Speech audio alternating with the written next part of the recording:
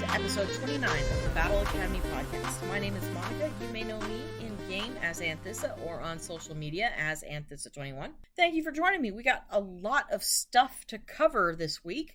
We've got the upcoming Community Day. We know some more information about that, as well as a rocket update and shake-up on the grunts. The grunts, I'll have links to that in the podcast description.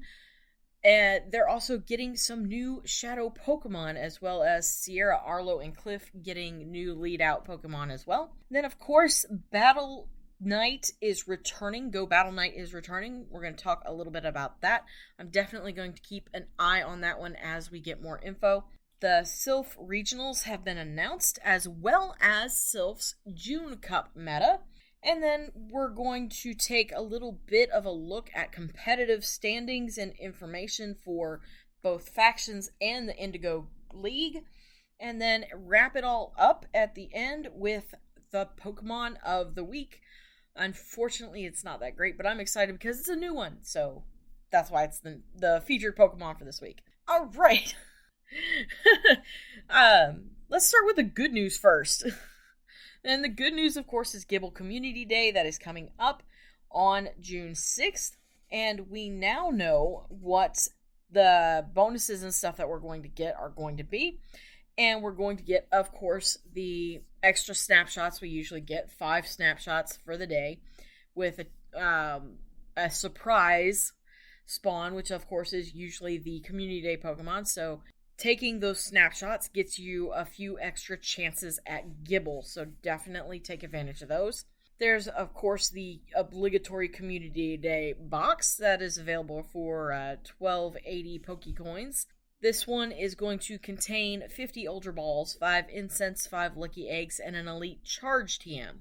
The big exciting news, especially for those of you who listen to this podcast, is going to be the exclusive Community Day move, and Gabite is going to evolve into Garchomp and learn Earth Power. This is a really good looking move and definitely gives a bit of a boost to Garchomp once you get it set up. And they do include numbers, don't ask me to break them down, but the PvP stats are 90 power. It takes 90 energy to use and activates in 6 turns.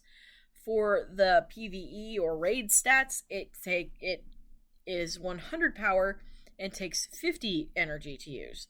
So it looks really, really good. And of course, you can always get the special research story for $1 or whatever if you're into that. And the bonuses. Incense is going to last 3 hours, which will be the part of the event. Of course, it's going to run from 11 to 5 local time. And then, of course, the really, really good, and they've been just, like, showering us with this one, 3 times catch XP during Community Day hours. I am really adoring this 3 times catch XP bonus that they've been giving us, because I did not have an excess of XP, so building up the XP, that really works for me. But yes, Garchomp is getting Earth Power, and that is going to look really, really good.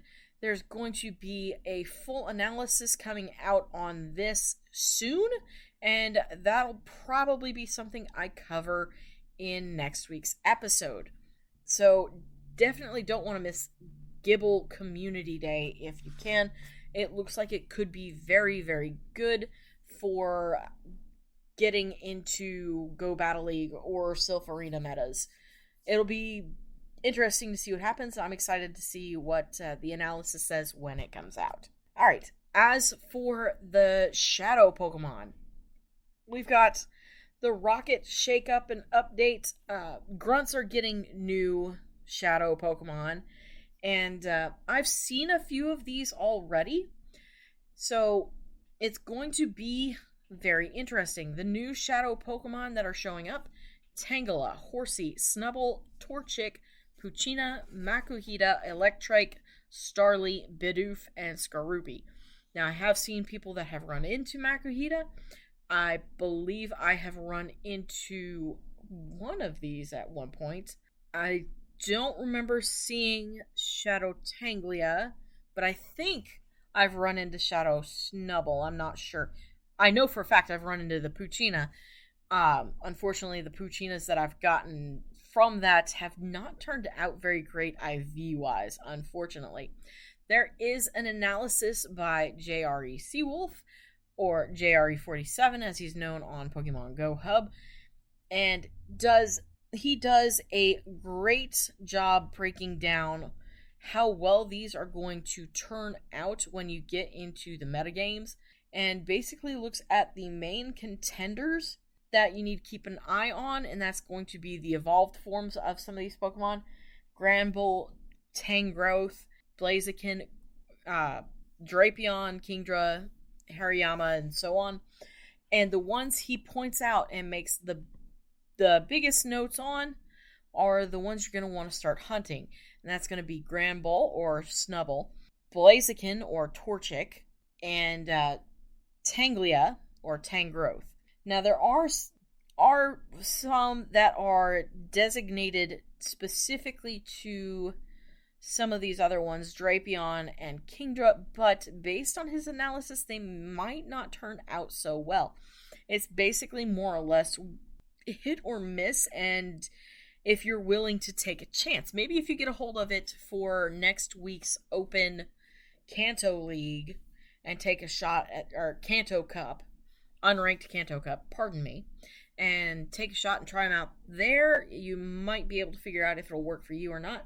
But basically, Tangrowth looks good for Great League, but not for Ultra League. Snubble looks really good, Granbull looks really good for Great League and Ultra League Premier. Blaziken is a possible choice for Great League. Maybe not in Ultra League.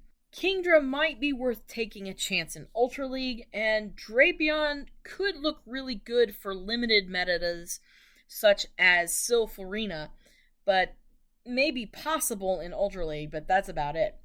And as for the rest of them, aside from, I think, Hariyama, which he said is hit or miss, it doesn't look too good where shadow use is concerned. But if you're still on the hunt for something like the Purified Badge, or maybe you just want to keep a Shadow Dex, it's definitely worthwhile to hunt them down for that, at least. But otherwise, the shadows are kind of underwhelming this time, unfortunately.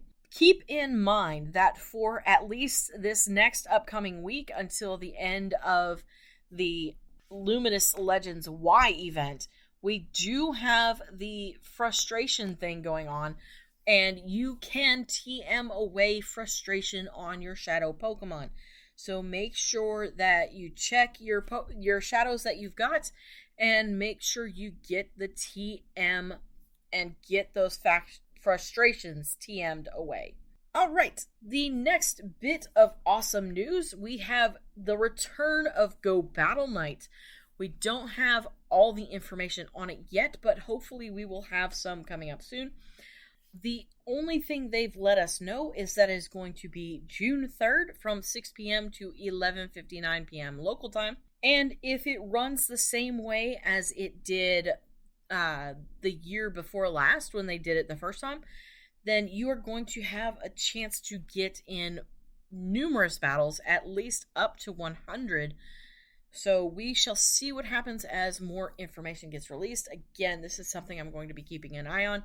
And I'll try to keep it updated on my Twitter at Anthissa21, or post it onto my Instagram, also Anthissa21.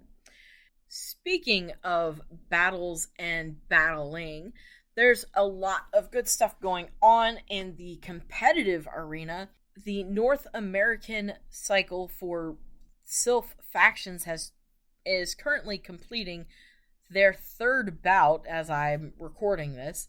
And I'm looking at the numbers coming in, and wow, these are some interesting numbers to look at. Ann Arbor Arbok are leading Dubs for Cheap by 11-7. Cool Cats are beating Team Misha Gengar 7-2. SoCal Swabbaloo over Regicide PvP 8-7. That one looks like it's going to be close. Helmet Heroes and Hoosier Daddies are tied at 3 points each. And all of this, this is current points that are rolling in. And of course, you can always check out the faction standings on their website, faction/cycle/May 2021 qualifiers, or just go to Silph GG and use the menu bar, and it'll give you the information for factions. Now, the standings are as such. And I'm going to read off the top 10. Your top 10 factions are the Ann Arbor Arbok with 44 points, Marylanders PvP at 43, Chicago Stars at 40, Cool Cats tied with them at 40, and tied with SoCal Swablu as well. At 37, it's Team East Caliber. 36, Utah Pokemon Rangers. Icy Wind has 35 points, tied with Sadly Seeking Susan. And right behind them with 34 points are your next few tied, TNT Flingulls, Pepega Army, Mazert Gaming, Madison Mill Tanks, Helmet Heroes, and wow, it's crazy to see how these are just lumping together in these different ties. After that, Dubs for Cheap with 33, tied with Po Goats. At 32, Evan Stonks, then Regicide PvP, Inglorious Bastodons, and Zero Mux Given. And for what it's worth, there are some heavy hitters playing on these teams. I know Cool Cats is Caleb Peng, and a friend of mine, Cochino Mum, and Polymer's Up. Definitely well-known PvP names. I believe that some of the YouTubers are playing as well, though I haven't seen some of the names yet. They could be a little further down on the list. But yeah, Factions is looking to be very, very interesting. Okay, Mazur Gaming is For the Battles and Speediest Chief, so that's... and Ali Lucky. So you've got a lot of big names going on here. And again, this is only bout 3. So while the standings look a bit tight together, I think it's only going to be another bout or two before we start seeing some cemented things. Even the difference between the top 3 spots is only a few points. That's a point between number 1 Ann Arbor Arbok and the number 2 Morelanders, and then you have 3 tied for third place, and then one team in 4th, another team in 5th, and then a 2-way tie for 6th, and then a 5-way tie for 7th. So we've got a lot of interesting stuff going on here. I do kind of want to get into bringing more PvP news, competitive-wise, into the show. I think that would be something interesting to do. So if you enjoy hearing about competitive PvP stuff, let me know. You can just email me or hit me up on social media and let me know if this is something you enjoy seeing or if there's a certain aspect of it you want me to go into. The other competitive PvP stuff that I'm going to talk about is, and a couple weeks ago I did a coverage on the Indigo League. Well, Season 1 of the Indigo League is getting ready to host their finals. It is going to be between Pokebattle Tower and the Cool Cats. And this, of course, is Caleb Peng's team. Caleb Peng is just like everywhere in PvP. You can't do anything without his name showing up. And he's a really cool person. I've played a couple matches in some of his tournaments, and I really enjoyed playing in that. The Indigo League finals are going to be held on the 28th of May, on the Team Rocket Academy Twitch stream, twitch.tv/Team Rocket PvP. If you want to catch up on any of the standings or any of the previous matches, you can check out their website, indigopvp.com. And while I'm looking at Indigo League, PvP.com, Indigo PvP, here are the standings. Now, we do have Pokebattler and Cool Cats tied for first In third place, it was a two-way tie between Regicide PvP and the Thunder Lions, and coming in fourth, Mazur Gaming and Elite Four. So it was a well-played season.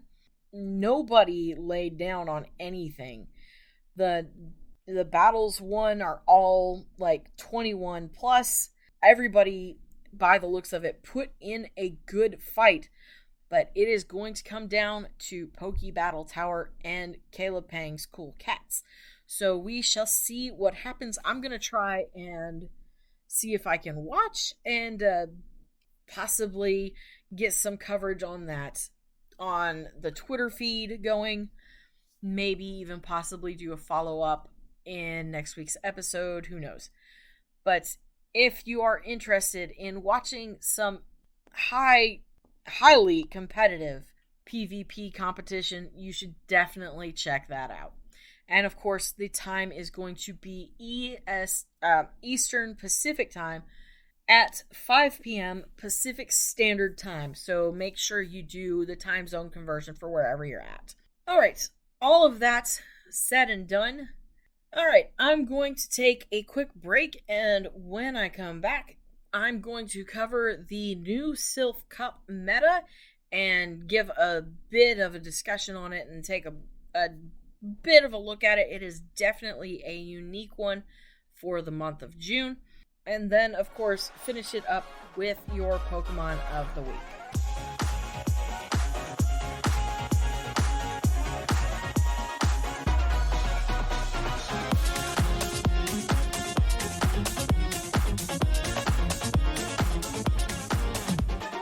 Welcome back to the episode, and now it's time for my most annoying part of the show. Feel free to skip if you don't want to listen to this, but it is time for shameless self-promotion. If you are listening to this podcast, thank you for doing so. You can find it on just about any podcast service, including Spotify and Apple Podcasts, as well as Google Podcasts, and I try to regularly get every episode uploaded to YouTube. If you do listen to these shows on YouTube, do me a favor and follow and subscribe. I will hopefully eventually get everything posted up to date, as well as hopefully eventually getting to posting content on there as well.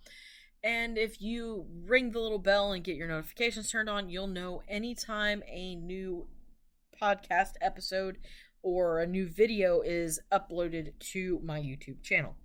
If you are interested in Pokemon Go photography, you can also check out my Instagram page, Anthissa21, or you can check out my Twitter as well, same handle there. And hopefully in the next couple of weeks, I will be getting back on Twitch, so you can check out my Pokemon streams or whatever stream I'm doing at the time when that goes live is twitch.tv/Anthissa21 as well. And if you do happen to be listening to this on any kind of podcast server, if it allows for reviews, I would greatly appreciate it if you would leave a review for me, rate it however you feel, and of course leave a review. I am open to questions, comments, and constructive criticism. So you can message me any that you have to my Twitter account or to my email, anerdblog@gmail.com. And I will read some of those on the show. If you have anything you want me to cover on the show, any topics of interest, please message me and let me know, and I will do my best to accommodate it. All right, I think that does it for that little section. All right, let's move on from that to talking about the new meta for Silph Arena for June, and that is going to be the Venture Cup. It was just announced today as I'm recording this, and it functions kind of like a cliffhanger bout. If you've done cliffhanger cups before, you know that it is a tournament style where you are given a certain amount of points to build your team, and you have to spend your points wisely to do so. For the Venture Cup, you are getting 20 points to build your team. Keep in mind that certain things have been banned. This includes dark types, fairy types, steel types, megas, and Chansey. So keep that in mind as you go to build your team. And of course, you get to pick 6. Your point categories are split as follows. For your 10 points, Frostlass, Altaria, Hypno, Alolan Marowak, Lickitung, and Cresselia. 6-point Pokemon are Jellicent, Politoed, Kingdra, Dragonair, Lapras, Medicham, Talonflame, Galvantula, Deoxys Defense Form, Licky, Regirock, Snorlax, Munchlax, Vigoroth, and Dugong.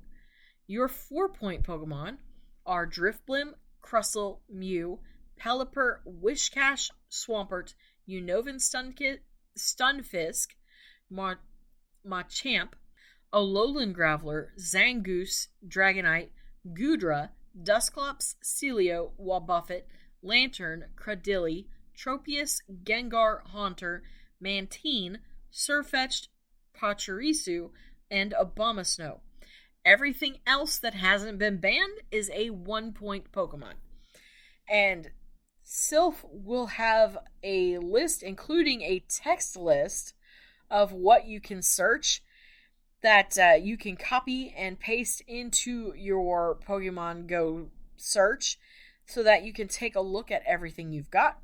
There is one other rule. No duplicates. Only one of each species is permitted on your team of 6.